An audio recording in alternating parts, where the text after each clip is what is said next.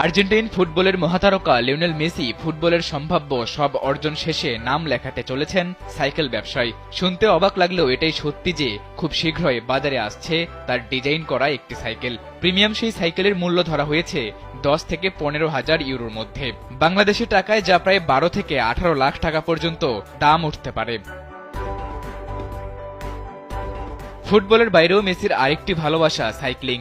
সেই ভালোবাসার জায়গা থেকেই মেসির এমন ব্যতিক্রমী উদ্যোগ। 2015 সালে ইনিওস ও ম্যানচেস্টার ইউনাইটেডের পরিচালক স্যার ডেভ বেলসফোর্ডের থেকে টিম স্কাই পিনারেলো ডগমা F8 মডেলের একটি সাইকেল উপহার পেয়েছিলেন। সেই সাইকেলের সঙ্গে ছিল তার নাম, জার্সি নম্বর এবং আর্জেন্টিনার পতাকা। Double million offer, Walton fridge কিনে পেতে পারেন 20 লক্ষ টাকা, রয়েছে কোটি কোটি টাকা নিশ্চিত উপহার। স্প্যানিশ গণমাধ্যম রেলেভোর প্রতিবেদন অনুযায়ী 2025 সালে মেসি একটি ব্যক্তিগত প্রিমিয়াম সাইকেল বাজারে আনতে যাচ্ছেন।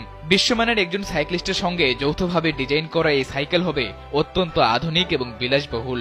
ধারণা করা হচ্ছে এটি সাইক্লিং প্রেমীদের জন্য একটি দুর্দান্ত সংগ্রহে পরিণত হতে পারে।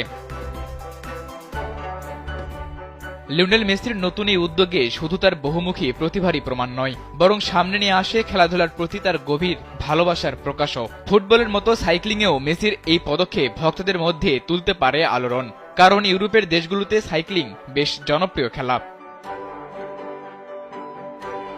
সাদাতুর রাফি, কালবেলা।